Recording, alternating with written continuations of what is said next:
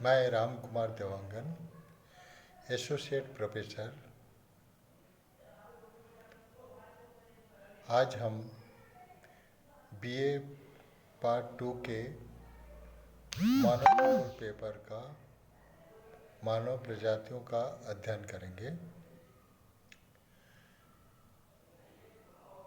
इसमें भाग 2 के अंतर्गत संपित्रक एकसूत्रता,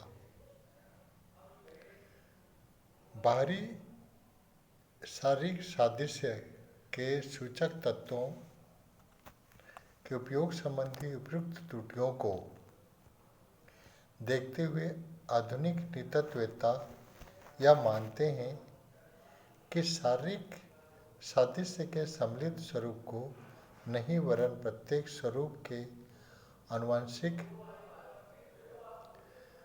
महत्व को ध्यान में रखते हुए वर्गीकरण होना चाहिए। वाकाणु जीन्स इस प्रकार के आनुवंशिक श्रृंखला को निर्धारित करने वाले मूल इकाई होते हैं। विशिष्ट शारीरिक लक्षणों की भिन्नता वाकाणु की भिन्नता से ही उत्पन्न होती है। इनमें वातावरण के अनुसार परिवर्तन नहीं होता, सिर्फ विभिन्न वाकाणुओं का अनुपात बदलता है अथवा अति दीर्घकाल में इनमें किंचित परिष्कार हो सकता है। वाकाणुओं की संरचना विभिन्न रक्त वर्गों में परिलक्षित होती है, अतएव अब प्रजातियों का वर्गीकरण रक्त वर्ग विश्लेषण के आधार पर किया जाता है। परंपरागत रक्त वर्ग 4 हैं: ओ, ए, बी, ए बी। इनके अतिरिक्त एम, एन तथा धनात्मक या ऋणात्मक RH रक्तवर्णों का भी अन्वेषण हुआ है। RH रक्तवर्ण का प्रजाति वर्गीकरण में सर्वाधिक महत्व है। किसी भी क्षेत्र के लोगों में रक्त वर्ग भिन्न भिन्न अनुपात में मिलते हैं, अतः संपूर्ण समुदाय को एक प्रजाति नहीं माना जा सकता। किसी भी क्षेत्र में जिस रक्त वर्ग के लोगों की बहुलता होती है, उसी के अनुसार प्रजाति का वर्गीकरण करते हैं। PTC परीक्षण रक्त वर्ग के अतिरिक्त प्रजाति वर्गीकरण का दूसरा माध्यम PTC परीक्षण है। यह फोनिल वियोग कार्बामाइड नामक एक रसायन के स्वाद की तीव्रता पर आधारित है। जिनको इसका स्वाद तीखा लगता है, उसे T वर्ग का मानते हैं, तथा जिन्हें इसका कोई स्वाद नहीं मिलता, उसे t वर्ग का कहते हैं। पर्याप्त आंकड़ों के अभाव में अभी इस परीक्षण का व्यापक उपयोग नहीं हो सका है। ग्रिफिथ टेलर के द्वारा वर्गीकरण। ग्रिफिथ टेलर ने सिर घातांक तथा बालों की बनावट के आधार पर मानव प्रजाति का वर्गीकरण किया है, जिसके अनुसार 7 मानव प्रजाति कपाल घातांक के अनुसार इसका क्रम इस प्रकार है: पहला नेग्रिटो प्रजाति, दूसरा निग्रो, तीसरा ऑस्ट्रेलाइड, चौथा मेडिटेरेनियन, पांचवा नॉर्डिक, छठवां अल्पाइन और सातवां मंगोलिक। अब एक एक करके सबका विस्तृत अध्ययन करेंगे। पहला नेग्रिटो। नेग्रिटो प्रजाति नाटेकत की चॉकलेटी से काले रंग की होती है। उसकी नाक चौड़ी और बहुत चपटी होती है। सूक्ष्म दर्शक में देखने पर इसके बाल सपाट और फीते के समान छल्लेदार होते हैं। उसका जबड़ा बहुत आगे की ओर निकला हुआ होता है।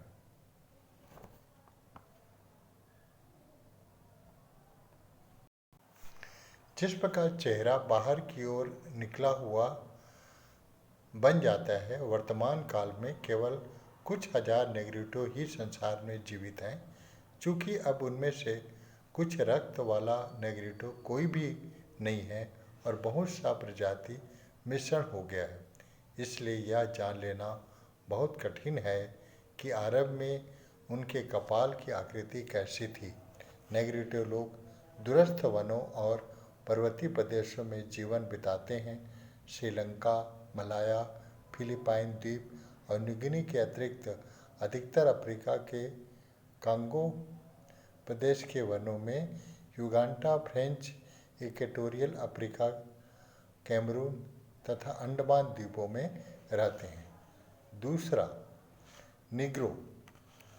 यह प्रजाति लंबे सिर की होती है जिसका सिर घातांक 70 से 72 तक होता है। इसके बाल बहुत लंबे और ऊन जैसे होते हैं। बाल का ऊर्ध्वकाट अंडाकार होता है। त्वचा का वर्ण काला या काजल के समान होता है। उसकी जबड़ें बाहर को निकले हुए होते हैं। नासिका चौड़ी और चपटी होती है। निग्रो प्रजाति के लोग पुरानी दुनिया के दो छोरों पर रहते हैं, अफ्रीका में विशेषतः सूडान और पश्चिमी अफ्रीका के गिनी तट के प्रदेशों में, न्यूगिनी के पापुआ प्रदेश में। तीसरा, ऑस्ट्रेलाइड। यह प्रजाति भी लंबे सिर की होती है जिसका कपाल घातांक 72 से 74 होता है। इसके बाल ऊन के समान और घुंघराले होते हैं। बालों के ऊर्ध्वकट लंबे अंडे के समान होते हैं। त्वचा का वर्ण चमकदार काले रंग से लेकर चॉकलेटी तक होता है। जबड़े कुछ आगे की ओर निकला होता है और नाक मंझली चौड़ाई की होती है। ऑस्ट्रेलाइड प्रजाति के लोग ब्रिटिश उपनिवेश बनने के पूर्व सारे ऑस्ट्रेलिया महाद्वीप में रहते थे, परंतु अंग्रेज़ों के ऑस्ट्रेलिया में बसने के बाद ये आदिवासी लोग मरुस्थलीय झाड़ियों की ओर हटते चले गए। भारत के मध्य और दक्षिणी भागों में ऑस्ट्रेलाइड प्रजाति अधिक है। चौथा, मेडिटेरियन प्रजाति। शुद्ध मेडिटेरियन प्रजाति के लोग लंबे सिर के होते हैं और कपाल अनुपात 74 से 77 तक होता है। इनकी नाक अंडाकार, बाल घुंघराले, ऊर्ध्वकाट में अंडाकार होते हैं। मेडिटेरियन प्रजाति 6 बसे हुए महाद्वीपों के बाहरी सिरों पर पाई जाती है। इसमें ऐसे लोग हैं जैसे यूरोप में पुर्तगाली, अफ्रीका में मिस्री, ऑस्ट्रेलिया में माइक्रोनेशियन, उत्तरी अमेरिका में इरोकान और दक्षिण अमेरिका में तुपी है। पांचवा, नार्डिक प्रजाति। नार्डिक लोग मंझले सिर के होते हैं जिनका कपाल अनुपात 78 से 82 तक होता है। इनके बाल लहरदार और ऊर्ध्वकाट में छोटे अंडाकार होते हैं। चेहरा लगभग चपटा और नाक लंबी तथा अग्रभाग में चोंच के समान मुड़ी हुई होती है। त्वचा का वर्ण कुछ हल्का भूरा और कुछ गुलाबी झलक लिए होते हैं। मानव इतिहास के आरंभ में नार्डिक प्रजाति यूरोप, एशिया और दोनों अमेरिकाओं में मेडिटेरियन सीमाओं की ठीक अंदर की पेटी में रहती थी। यह प्रजाति न्यूजीलैंड तथा ऑस्ट्रेलिया के महासागरीय भाग में पोलिनेशियन क्षेत्र में भी रहती थी। छठवां, अल्पाइन प्रजाति। अल्पाइन प्रजाति चौड़े सिर के होते हैं जिनका सिर घातांक 82 से 85 तक होता है। चेहरा और उसका जबड़ा एक सीध में होते हैं। नाक पतली होती है और केश काफ़ी सीधे होते हैं। केशों के ऊर्ध्वकाट लगभग गोल होती है। त्वचा का वर्ण भूरे से श्वेत तक होता है। अल्पाइन प्रजाति की पश्चिमी शाखा में स्विस, स्लाव, आर्मेनियन तथा अफगान लोग हैं, जिनका वर्ण अधिक गोरा होता है।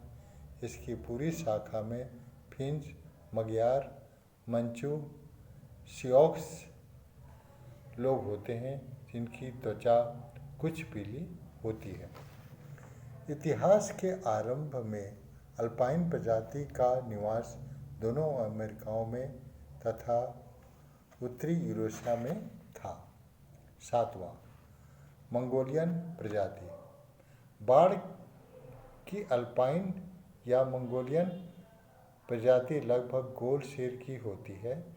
इनका कपाल घातांक 85 से 90 तक होता है। केश सीधे और चपटे होते हैं। जबड़ा भीतर की ओर, चेहरा अवतल होता है, नाक पतली होती है। त्वचा का वर्ण पीले से खुबानी रंग की होती है। एशिया में आरंभ में मंगोल प्रजाति केवल एशिया के विशाल केंद्रीय भाग में रहती थी। इसके बाद यह प्रजाति पश्चिम में तुर्किस्तान और पूर्व में महाद्वीपीय तट तक फैलती चली गई। ये लोग पूर्वकालीन अल्पाइन, नॉर्डिक और मेडिटेरियन प्रजाति से मिश्रित हो गए।